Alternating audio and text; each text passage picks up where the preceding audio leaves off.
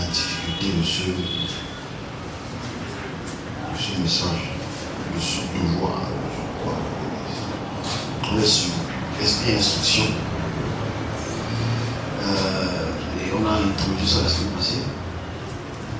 Donc j'espère que cette fois-ci, on va entrer dans certains détails. Donc aujourd'hui, ce qu'on fait exactement, c'est une introduction, mais dans les esprits et dans les instructions. On va un peu aller dans le passé, on va peut-être remonter à 3000 ans, jusqu'à la période chrétienne, pour comprendre l'esprit, comment les concepts de l'esprit ont évolué.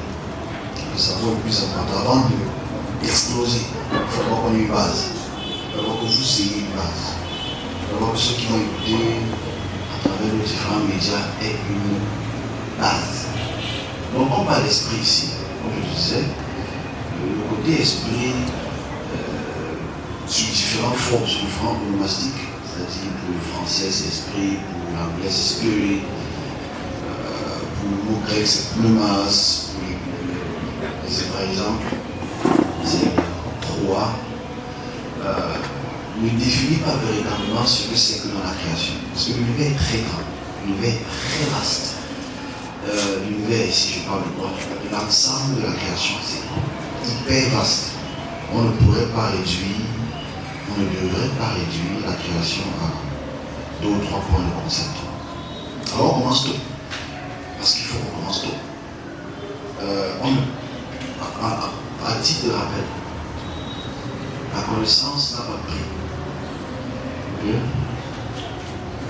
On peut partager l'argent avec lui. La connaissance devrait se transmettre. J'insiste, connaissance. Donc, quand on parle d'esprit, d'instruction, on devrait se poser de multiples questions. Qui sont ceux qui nous instruisent? Comment est-ce que ça a commencé? Alors, aujourd'hui, notre discussion va être un peu compliquée. Parce que je vais tacler un problème qui est majeur, qui est un sujet ou ce qu'on appelle antiquité. Je vais définir 2 ou 3 points, et sur ces 2 ou 3 points, on va évoluer progressivement. Je donne les premières 15 minutes pour notion générale. Donc c'est une notion générale. S'il faudrait que j'entre en détail, ça prendra du temps. Et je ne pense pas que j'ai le temps pour ça. Je veux qu'on puisse, dans notre programme de ce mois prochain, qu'on puisse parler d'esprit et instruction, ce qui tend du monde ou de la terre, et allant donc en conquête de tout ce qui est l'univers, parce que nous ne sommes pas les seuls qui avons des esprits. Okay? C'est-à-dire que l'univers est composé des milliards d'esprits. Mais commençons d'abord sur terre, pour que les uns et les autres nous comprennent comment est-ce que l'Antiquité, les gens de l'Antiquité ont compris les mots du spirituel. Ensuite, on va évoluer progressivement, parce que c'est là où le problème se pose.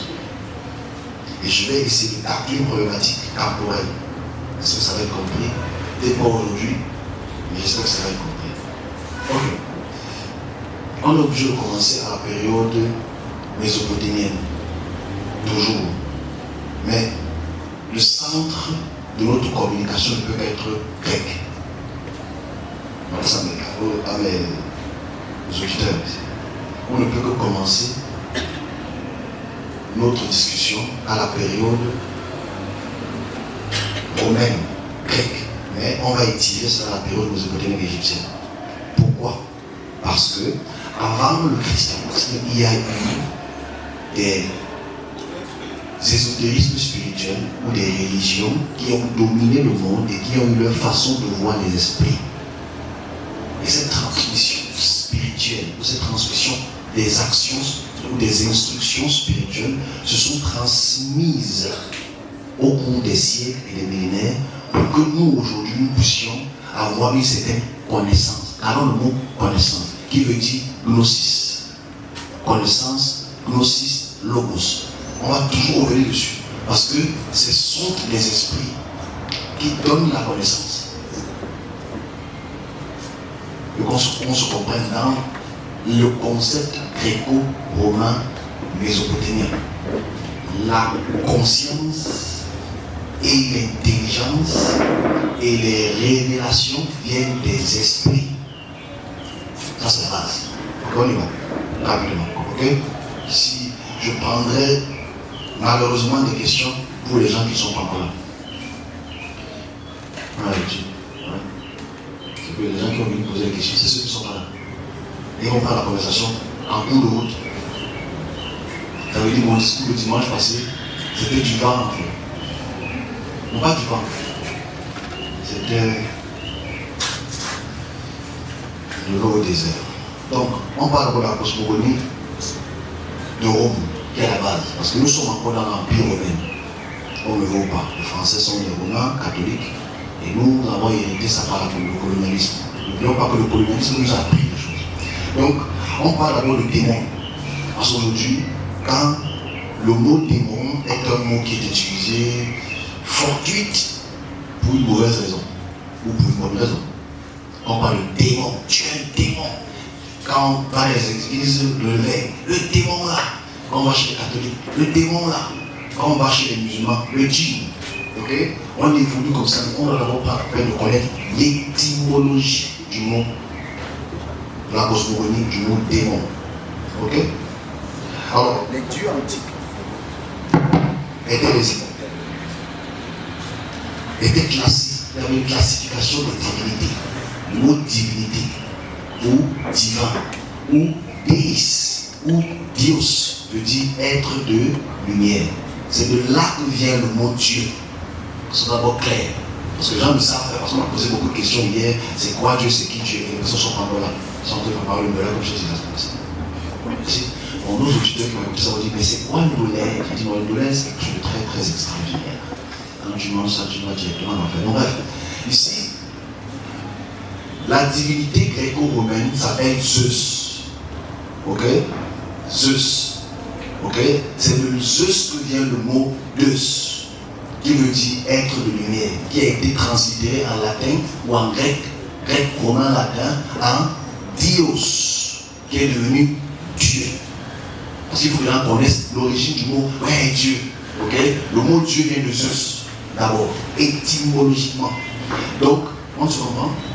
Donc, dans les dieux suprêmes, qui s'appelle Zeus, Zeus, Z-E-U-S, qui est translitéré D-E-I-S, qui est translitéré D-I-O-S, c'est la modification linguistique qui a bien pu avoir au cours des siècles. On est ensemble? Parce que là, avant de commencer à sortir du monde, il faut qu'on comprenne d'abord ce qui se passe à l'intérieur. On est d'abord charité comme chez vos voisins. Alors, chez les Gréco-Romains, il y a une hiérarchisation de divinité. Ok? Il y a les dieux antiques, les dieux supérieurs, les immortels. Zeus, Apollon.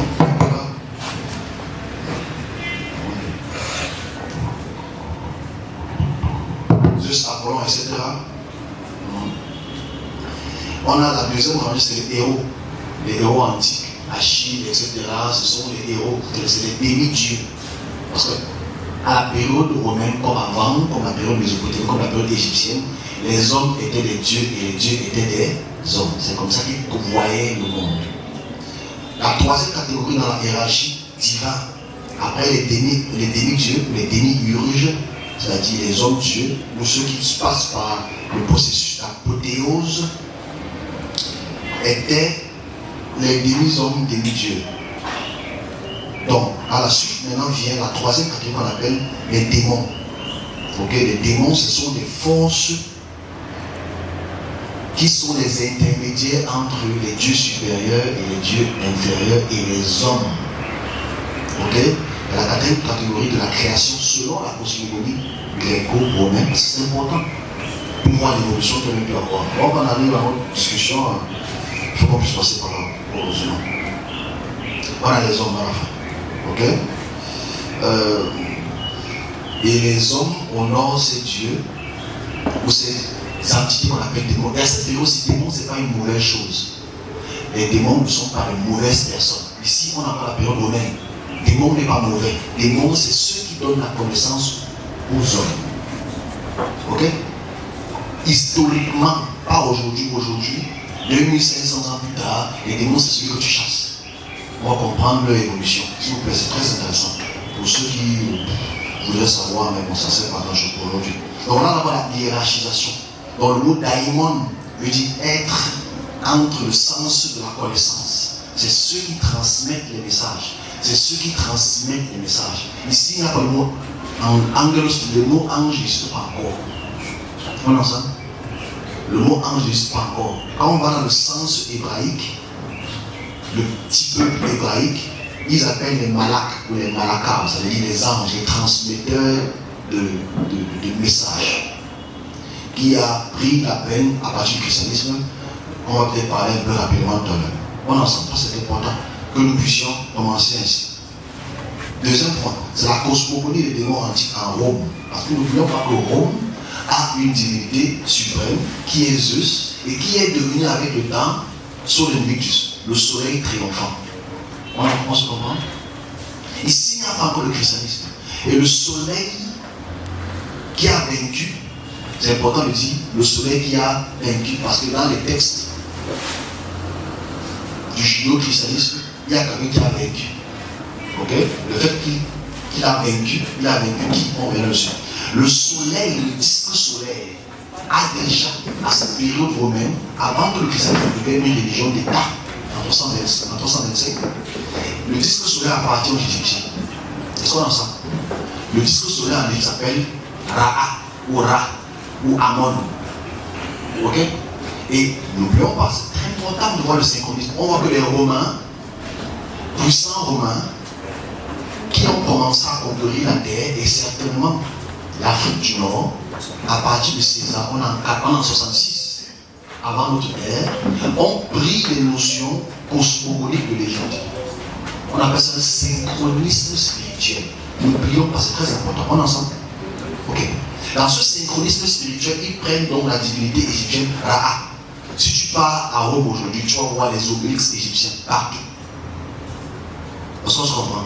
Quand tu entres en Égypte, à Rome aujourd'hui, tu vas voir, ça ressemble à tout ce que l'Égypte a été. Parce que ça veut dire qu'il y a eu un synchronisme spirituel. Bon, les gens ne le savent peut-être pas, bon, les gens le savent, hein, mais c'est les chrétiens qui sont très présents en arrière. Donc, on continue. Donc, le disque solaire donc, devient la divinité principale de Rome.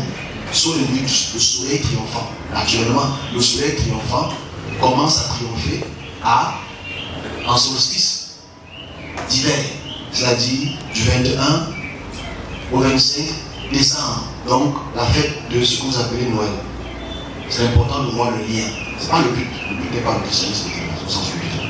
Donc, ici, naturellement, ce qu'il faut comprendre, c'est que le daimon, donc, à cette période romaine, est un être qui est entre la transmission des messages, de la connaissance. Voilà dont vient le mot gnosis, la gnose. Parce que la gnose, c'est les hommes qui invoquent les esprits, les démons, pour avoir la connaissance. Alors quand je parle de logos, vous allez comprendre ce que vient le mot logos. Parce que le logos vient des daimons. Parce que c'est les daimons qui transmettent. Les dieux suprêmes ne parlent pas aux hommes. Dans la cosmogonie romaine, ils passent par les daimons pour transmettre quoi que ce soit comme intelligence, message, révélation, etc. Donc il y a les démons supérieurs, les dieux antiques, il y a les démons inférieurs, les intermédiaires. Il y a aussi ce qu'on appelle les manès, les esprits des morts, c'est là je hiérarchise, les lares, les esprits tutélaires dans les maisons, ça veut dire, il y a on appelle les tutélaires, ça veut dire dans les régions, dans les quartiers, il y a des esprits tutélaires, ça veut dire pour que tu puisses être en paix dans ce quartier, dans cette maison, cet esprit-là est supposé te protéger. On a des génies, ok? Des esprits liés à la destinée, c'est comme ça qu'ils voient les choses. On a les murs, les spectres des morts, c'est-à-dire ce que vous appelez aujourd'hui les fantômes. Je hiérarchise juste pour qu'on puisse comprendre. Ici, les démons ne sont pas encore mauvais. Ok? On continue, rapidement. Et par ricochet, quand on va dans les quatre coins du monde, les esprits ont toujours été les instructeurs de connaissance des hommes. Les esprits, dans la généralité, ou les êtres spirituels ont toujours été été les transmetteurs du message de la connaissance. Voilà pourquoi, dès le 3e siècle, on a des grands savants, Platon, Aristote, Philon, qui, dans la gnose helléniste, ont cherché des élévations. L'élévation ici, la recherche de la vérité. La vérité. Cette vérité ne vient que du Père. Ok? Enfin, le Père ici, dans la cosmogonie gréco-romaine, ce sont les daimons, c'est ceux qui donnent cette connaissance. On est dans l'histoire. Chapeau, purement dans l'histoire.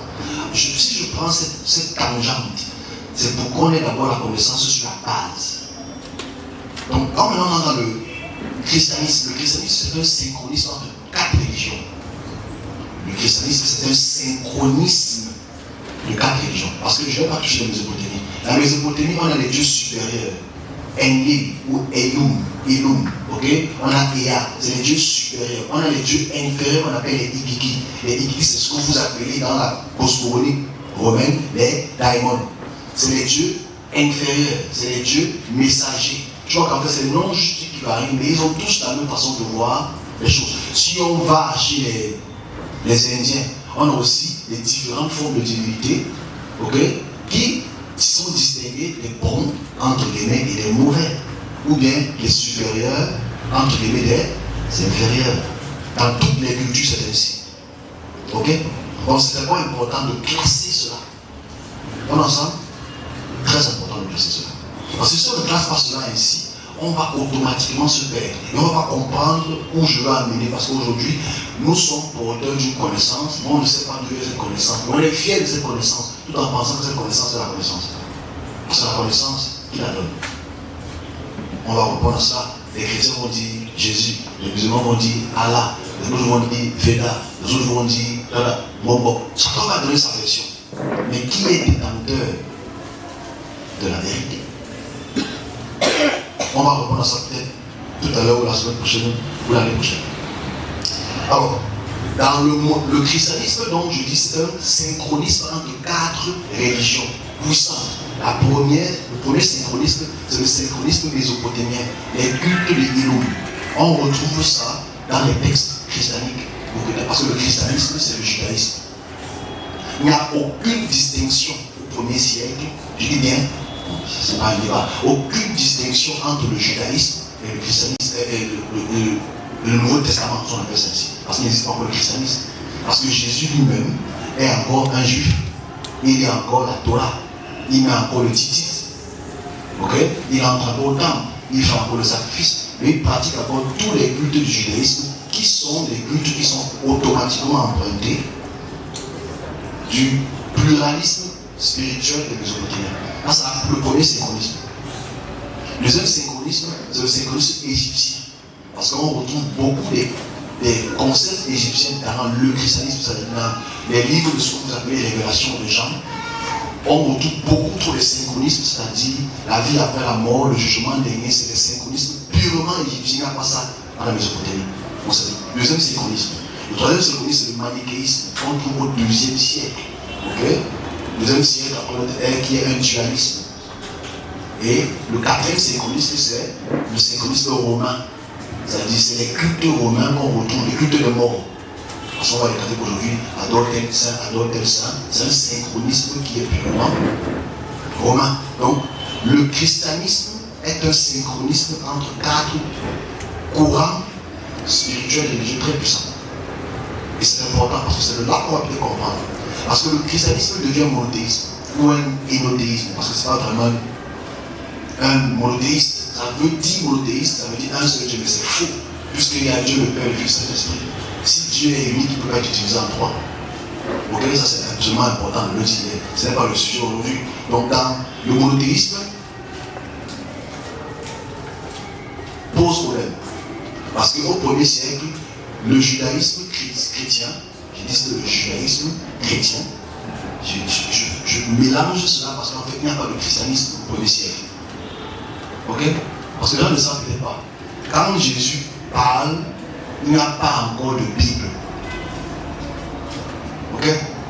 Quand Jésus parle, il n'y a pas encore la Bible. Il il n'y a que les écrits qui ne sont pas encore canoniques. C'est-à-dire, c'est à peu près les 5 livres du livre de ce que vous appelez Moïse, la Pentateuque, et quelques livres de prophètes, pas encore assemblés. L'assemblage prend fin au 4e siècle. On est en 386 au minimum. Ça change l'histoire. Donc on dit, quand on vous dit, lisez la Bible matin et soir, la Bible n'existait pas à la période de Jésus. Ok? Voilà, c'est déjà un mensonge apostrophe. On continue. La suite ici, c'est que le combat hellénique. C'est quoi le combat hellénique? Ça c'est le contexte, parce que on a une introduction sur l'esprit et la réflexion. Ok? Ça concerne beaucoup plus les gens qui veulent la connaissance, pas ceux qui veulent les prières. Ok? Le combat hellénique. Je vais faire un rapport très rapide pour le combat hellénique. C'est comme aujourd'hui, nous sommes des Camerounais, des Bamileke, des Sawa, des Bassa, nous sommes là. On combat une personne, mais on parle son langage. Et on parle français. On écrit en français. La langue administrative, c'est le français et l'anglais. Mais on n'aime pas le français.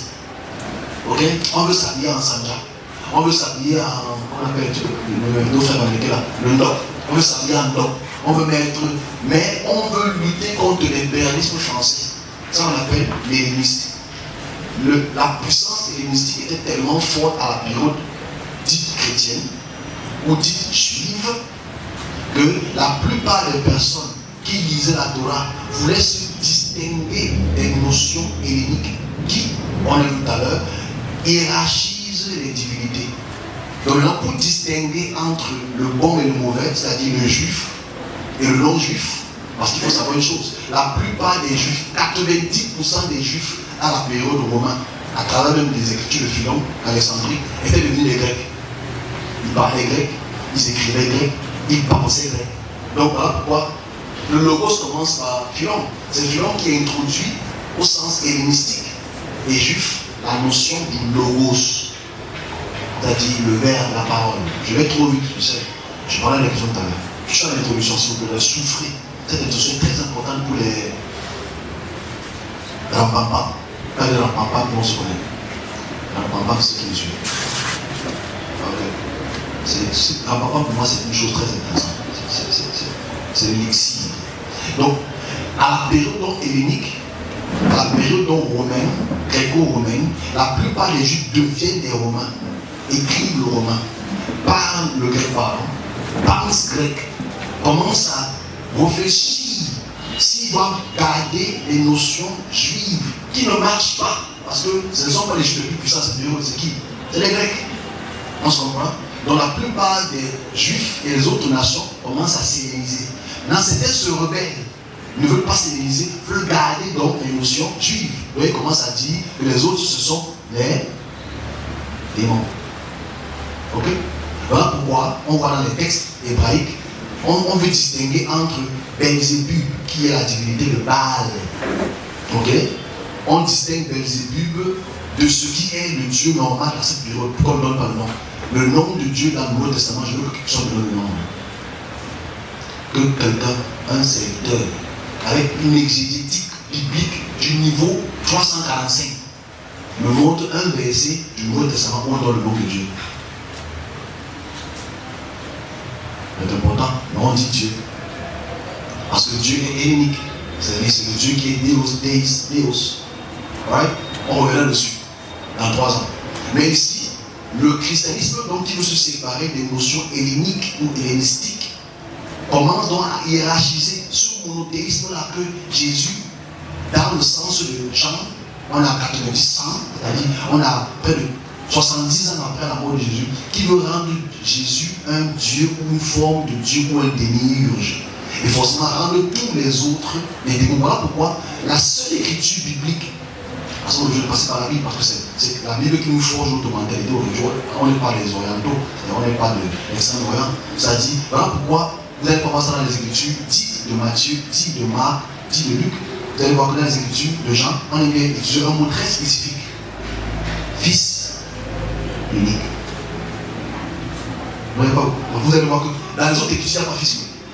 Le fait d'insister que que c'est le fils unique, ça veut dire qu'il n'y a pas d'autre fils. C'est-à-dire naturellement, logiquement, comme ça, s'il n'y a pas d'autre fils, ça veut dire que les autres fils sont illégitimes. Est-ce qu'on se comprend? Si je veux dire que je suis le fils unique, et je crie à partout les maisons que je suis le fils unique, ça veut dire qu'il y a les rumeurs qu'il y a d'autres fils. Donc tu veux montrer à le groupe social qui t'écoute maintenant que les autres fils de Dieu ne sont pas les dieux. Est-ce qu'on comprend ce que je veux dire? Par rhétorique, si je dis que je suis le fils unique partout, je prends peut-être le cas du fils du président. Ah, celui-là.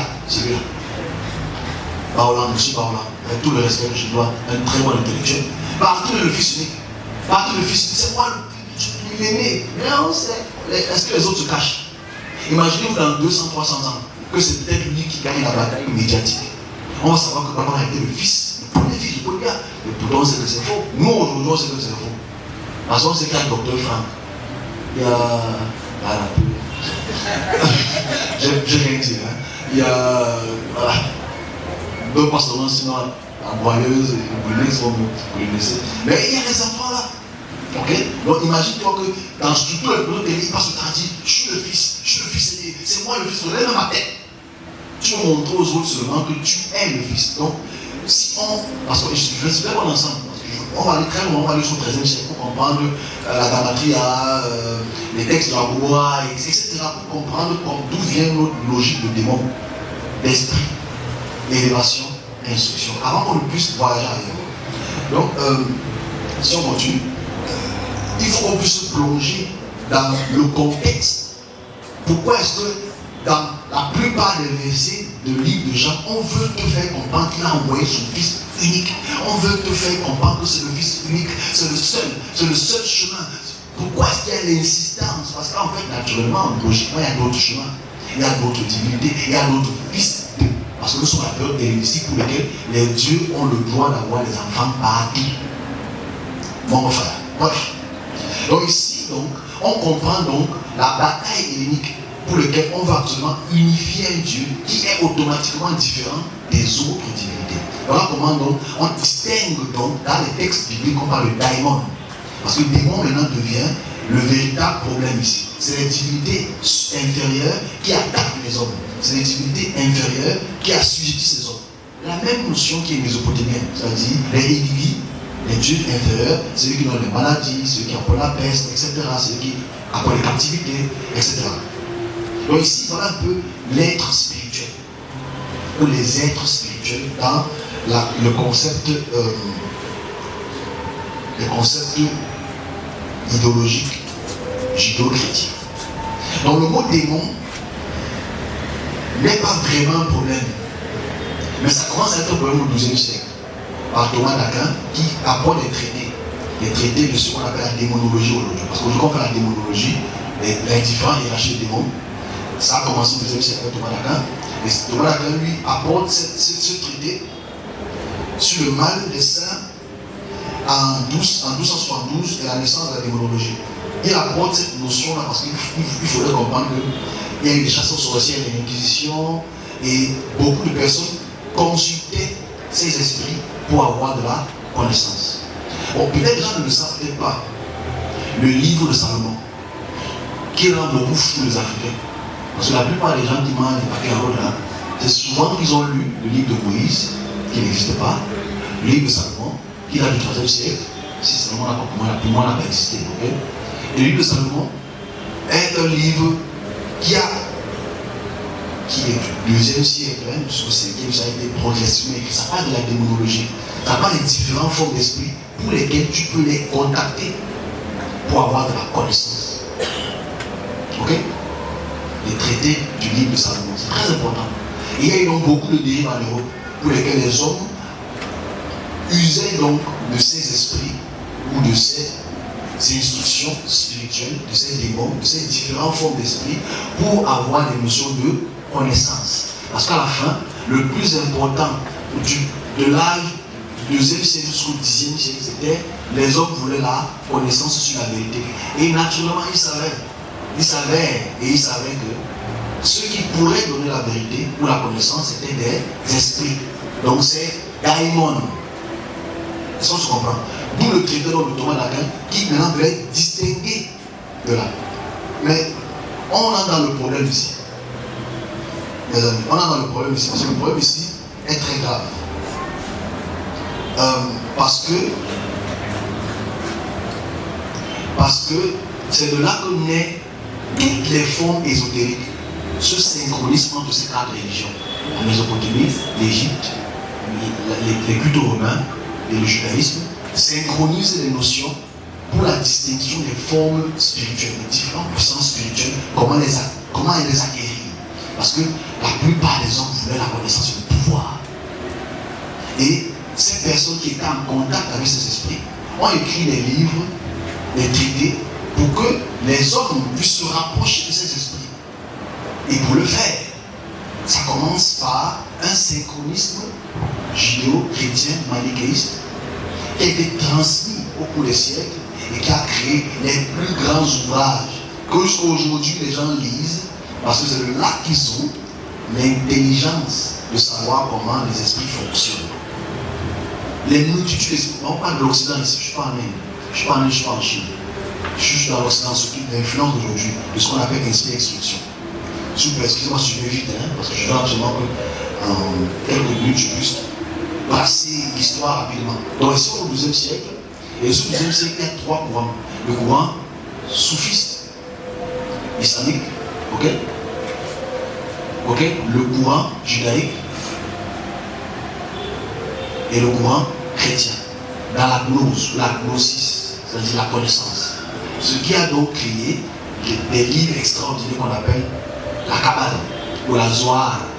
La Zohar, c'est un livre ésotérique égypto-chrétien, juif, mésopotamien, qui enseigne ce qu'on appelle les élévations des différentes formes d'esprit pour contacter les forces, pour avoir de la connaissance. Naturellement, je m'arrête là. C'est ceux qui ont inspiré à partir du XIVe siècle jusqu'au XVIIe siècle ce qu'on appelle la Rose-Croix et qui ont naturellement créé en 1717 la loge maçonnique qui est encore tributaire de tous ces types de connaissances-là. La gnose, du logos et de la connaissance ésotérique de ce qui est esprit. J'ai résumé rapidement, excusez-moi si j'étais très rapide. Le jour qu'on voudrait qu'on en parle, on va faire une conférence dessus. Mais soyez prêts de prendre le café parce que c'est très long. Résumer 3000 ans d'ésotérisme, ça ne peut pas le faire en 35 possible. Mais je le résume pourquoi? Parce qu'en fait, dans la hiérarchisation des divinités ou des démons, ou des puissances, ou des djinns, les hommes ont toujours, malheureusement ou heureusement, reçu des instructions de cette puissance. Et surtout, le manoir de Salomon, qui ont inspiré beaucoup de manoirs, on retrouve ça dans chaque religion ésotérique qui se base sur le judaïsme. On se comprend? Qui se base sur le judaïsme. Comment faire pour attirer un esprit? Ces esprits ont donné une instruction. Ces démons ont donné une instruction. En fait, maintenant, le problème c'est qui est démon, qui n'est pas démon. Qui s'appelle démon, qui ne s'appelle pas démon. Qui se présente en tant que démon, pas démon. Parce que depuis la Mésopotamie, les Édiguis, pour que tu puisses faire une procession ou expier un esprit, il faut que tu fasses un dessin. Tu dois dessiner quelque chose. Ce dessin est une instruction. On se comprend? Ce dessin est une instruction. Et quand tu fais ce dessin qui est une instruction, il y a la demande de ce qu'on appelle une offre sacrificielle pour que cet esprit puisse partir. Parce que c'est une bataille entre cet esprit. Mais l'instruction reçue par l'esprit te demande de faire un dessin. Là, j'ai déjà montré ça quand on a fait notre conférence sur la Mésopotamie. Montrer les dessins qu'il faut faire pour que tu puisses chasser l'esprit à travers le rein et à travers les organes internes d'une vache ou d'une chèvre. Tu peux absolument faire ce type de procession. Là, c'est en Mésopotamie. Et chez les Grecs, c'est identique. Il faut faire un dessin.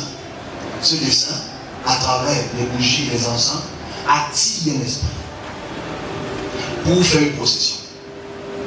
Et on retrouve cela dans les livres de Salomon, pour lequel, maintenant le Salomonien, c'est sur 5 signes. Rapidement, la plupart des catégories le savent.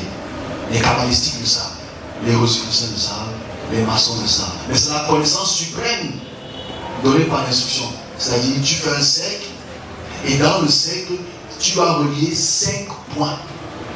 Ces 5 points sont devenus vraiment un pentagramme, c'est-à-dire une étoile. Mais au départ, ce n'est pas vraiment une étoile, c'est que c'est 5 points pour lesquels tu vas relier. Parce qu'il y a 5 points, c'est 5 différents points de divinité pour lesquels, dans ce cercle ou dans ce dessin, tu appelles une divinité. Ok? Je dis le mot divinité ou esprit parce que je ne veux pas catégoriser les mots, esprit, blabla. Parce qu'à la fin, voilà le mode opératoire des esprits et leurs instructions. Certains dans cette procession demandent du sang. Certains dans cette procession demandent la mort d'un animal. Certains dans cette procession demandent la nourriture. Certains dans cette procession demandent le vin ou à boire. Et ce type d'action, dans tout le monde entier, c'est identique. De la Chine jusqu'en Afrique, jusqu'au monde mésopotamien. Si je résume ça ici, c'est juste pour qu'on puisse commencer un sujet qui est très sensible.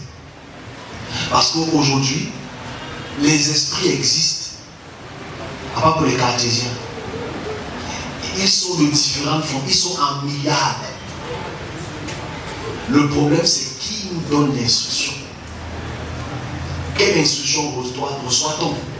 Aujourd'hui, tu vas aller voir un bouddhiste ésotérique du Tibet. Comment est-ce qu'il va chasser un esprit? Tu vas aller voir un initié shintoïque. Comment est-ce qu'il va faire une procession pour chasser l'esprit? On se comprend? Tu viens chez un catholique protestant, comment est-ce qu'il va faire pour chasser l'esprit? Tu vas chez les Aztèques ou chez les peaux rouges de l'Amérique du Nord, comment est-ce qu'ils vont chasser l'esprit? Si on n'a pas le regard atrophié par la banane, on va voir des liens très clairs, des points communs entre toutes ces formes de réflexion spirituelle, c'est-à-dire d'esprit et d'instruction. Cette introduction pour moi elle est fatale. Parce que le sujet pour lequel on introduit, si tu n'as pas ces connaissances, tu es perdu. Parce que quand tu vas chez les autres pour le plus de connaissances sur cette terre, ceux qui se disent soufis, c'est la branche ésotérique des musulmans. Ils passent par ce même type de pentagramme, ce même type de dessin pour avoir la connaissance des djinns. Parce que les djinns instruisent. Tu vas chez les moines tibétains qui peuvent rester des jours et des mois sur place sans bouger, même si le possible se met son œil. Pour avoir cette connaissance, ils passent par leur esprit. Et par ce même type de procédé spirituel, tu vas chez nos cousins gnostiques, rosicruciens ou rose-croix, appelez ça comme vous voulez, ou nos maçons, nos frères maçons, c'est le même système ésotérique dans l'introduction. Et forcément, quand ils s'assoient devant toi, ils ont la connaissance. Ils ont la connaissance. Est-ce que c'est vraiment la connaissance qu'ils ont? C'est la bonne question qu'il faut qu'on se pose. Est-ce qu'ils ont réellement le logos? Parce qu'on est sur un sujet qui est esprit instruction, qui apporte la construction. Les soufis, selon leurs écritures, vont te faire comprendre que depuis le 11e siècle jusqu'au 12e siècle, ils ont toujours résolu les guerres. Vous voyez ce que ça va loin. Toujours les guerres. Nos frères maçons de 1717 qui sont allés aux États-Unis et ont créé ces 13 colonies. La plupart des présidents américains sont maçons. Donc la connaissance maçonnique s'est transmise. Et forcément, si tu veux grandir dans la politique américaine en général, il faut que tu sois un maçon protestant ou un maçon catholique. C'est une question. Dans toute l'Europe, la puissance maçonnique a infiltré les groupes, s'est laissé infiltrer par les monarchies. Dans tout l'Occident, jusqu'à l'Afrique, Nos présidents sont des maçons. Ils ont la toute haute connaissance. Parce que dans tous ces groupes religieux, les esprits élevés qui donnent la connaissance aux hommes, tu dois être élevé en grade, en général. Donc le plus tu es vieux, ou le plus tu as un grand grade, il s'avère que tu as une grande connaissance du monde. Mais est-ce vrai? Parce que qui donne la connaissance et qui a la connaissance? En fait, pour moi, le mot connaissance, c'est une utopie encore. Parce qu'on ne connaît rien. Mais on sait tout. Ok? On se comprend? Je m'explique. On ne connaît rien. Mais on sait tout. Tu sais faire ça, tu sais. Là-bas, je sais. En fait, on sait tellement de choses, mais en fait, on ne connaît rien. Et tous ceux qui pensent connaître connaissent le passé.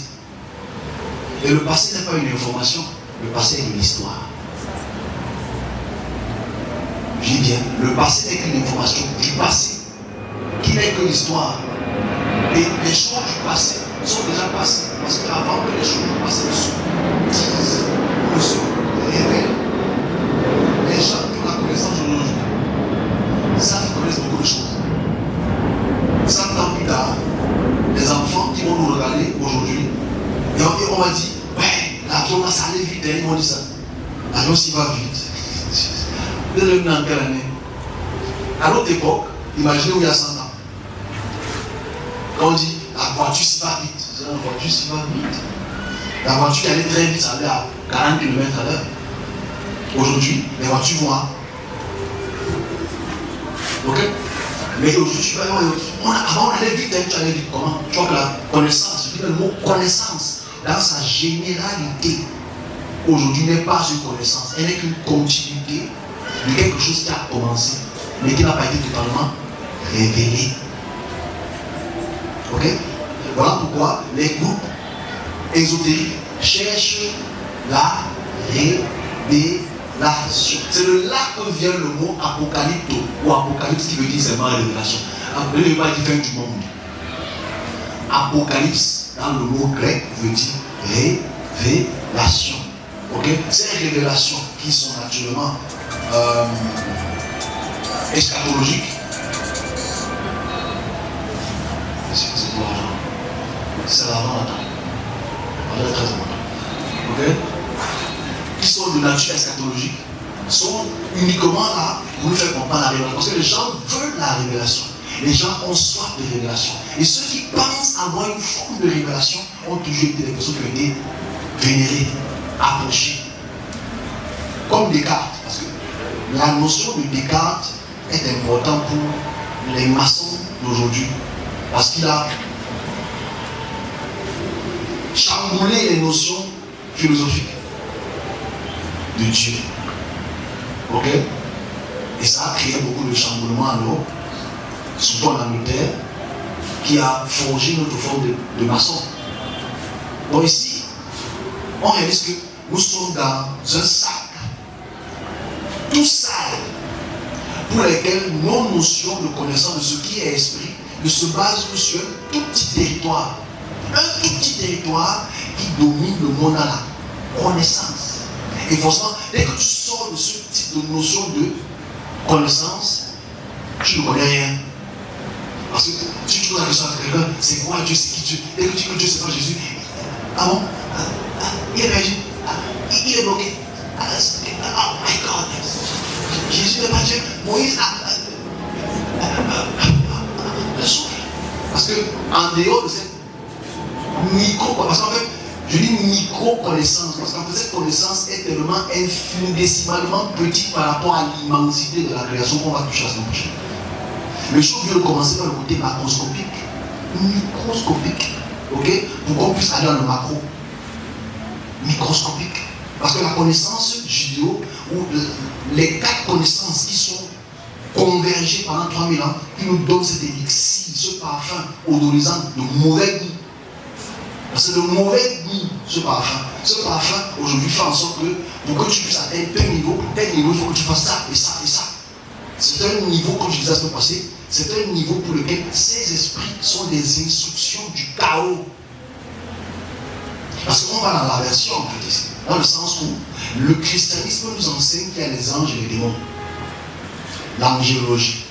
Dans l'angélologie, on te fait comprendre que les anges suprêmes, l'ange suprême de suprême, c'est lui qui s'appelle Michel. Et aussi docteur Gabriel. On ne te fait pas comprendre que elle là, c'est les divinités mésopotamiennes. Est-ce qu'on se comprend? C'est-à-dire les divinités pour lesquelles vous appelez angels, qui sont un mot qui est, disons, hellénistique, latinisé, c'est une descendance des divinités qui sont purement dans un petit territoire. Le vrai problème, c'est que si tu vas dans d'autres territoires, qui sont ces divinités qui sont bonnes ou mauvaises? Et on va plus loin que ça, c'est que les adeptes qui m'écoutent depuis quelque temps, ils attendent la suite. C'est que si tu sors de la terre, est-ce qu'il y a des esprits qui s'appellent elle? Comment agissent-ils? Que recommandent? On va sortir du monde, on va aller très loin. Parce qu'en fait, on ne peut pas rester seulement en Mésopotamie pour penser que la création concerne la Mésopotamie. La Mésopotamie, c'est plus grand que le Sahara. C'est une toute petite partie du monde, en fait, qui a dominé par sa connaissance. Non, qui a dominé par la guerre.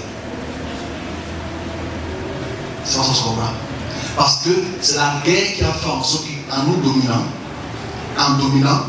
les Romains en dominant, tout ce qu'on appelle l'Europe, nous ont transmis. Parce que quand eux viennent ici au XVIIe siècle, et j'écoute beaucoup de personnes qui disent des choses avec un manque de contenu historique. On dit, quand ça m'énerve quand on le dit. Je suis désolé de le dire pour mes amis historiens qui sont aliénés cérébralement. Parce qu'on parle du christianisme primaire. Le christianisme primaire pose problème. Parce que les premiers chrétiens du XIe siècle qui sont en Égypte, Alexandrie, sont d'abord en Afrique. Mais ils ne sont pas dans toute l'Afrique. Ils ne sont pas en Égypte. C'est pas ce que je comprends. C'est comme si tu dis que je suis dans tout le Cameroun alors que tu n'es qu'à Kolofata. Tu n'es même pas encore descendu à Ebola. Tu n'es même pas à Yaoundé. Parce que les Égyptiens, non, l'Égypte, ce n'est pas l'Afrique. Au sens général du terme, l'Égypte, c'est une toute petite partie de l'Afrique. Et c'est ça le problème, ça on se comprend. Et forcément, de l'Égypte, pour lesquels il y a beaucoup de migration vers le sud pour différentes raisons de guerre, pour lesquels ils adoptent le judaïsme et le christianisme primaire, c'est l'épiscope de l'Éthiopie. Mais l'Éthiopie, ce n'est pas toute l'Afrique. Donc l'Éthiopie, c'est toute l'Afrique. Ils n'ont rien comme le coup d'Afrique. Naturellement, parce que c'est ça le problème, c'est pas ce qu'on voit. C'est qu'en fait, le christianisme est entré en Afrique dans sa généralité au XVIe siècle. Point. Bah, historiquement, c'est ça. Il faut que les gens comprennent. Donc, c'est parce que tu as touché deux pays. C'est comme si tu dis qu'il y avait telle chose dans tel pays. Pourtant, c'est historiquement incorrect de dire que l'Afrique, c'est comme si on était unis au départ. On n'était pas un. L'Afrique du Nord, c'était d'abord les hommes qui étaient en contact avec la Mésopotamie, qui étaient en contact avec l'Europe du Sud. C'est important de remettre ce contexte. C'est très important parce que j'entends sur les gens, mes collègues pasteurs, je ne suis pas pasteur, disent des choses très très graves. Très graves. On est sur l'esprit d'instruction et construction. Mais ici, je peux faire comprendre le fait que dans le synchronisme entre les religions chrétiennes, juives, mésopotamiennes, égyptiennes et manichéennes, ont influencé toutes les pensées d'aujourd'hui. Et forcément, on ne pense que dans ce sens-là. Si tu sors de cette pensée, tu deviens un démon. Ok? Parce que j'ai la définition de Mouchita ou Satan, qui est vraiment quelque chose qui veut simplement être dans l'adversité. L'adversité. Ok. Si on a introduit ainsi en quelques minutes, c'est bien pour que nous puissions avoir une connaissance générale de ce qu'on appelle l'esprit.